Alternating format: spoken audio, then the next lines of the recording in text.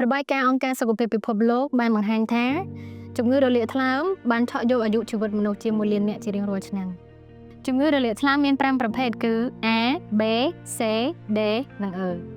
មេរោគ B និង C គឺជាប្រភេទមេរោគដែលអាចបង្កទៅជាជំងឺរលាកថ្លើមរ៉ាំរ៉ៃនិងវិវត្តទៅជាជំងឺមហារីកថ្លើមរោគសញ្ញានៃជំងឺរលាកថ្លើមអាចសម្គាល់មានដូចជាឈឺក្នុងពោះស្បែកនិងព្រែកឡើងលឿងទឹកនោមមានពណ៌លឿងចាស់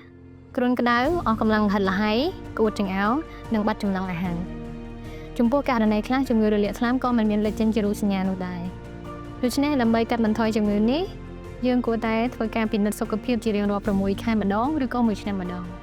មន្ទីរពេទ្យ Intercare របស់យើងក៏មានផ្ដល់ជូននូវសេវាពិនិត្យសុខភាពប្រចាំឆ្នាំនិងវ៉ាក់សាំងការពារជំងឺនេះផងដែរសូមចូលរួមកាត់បន្ថយជំងឺនេះទាំងអស់គ្នា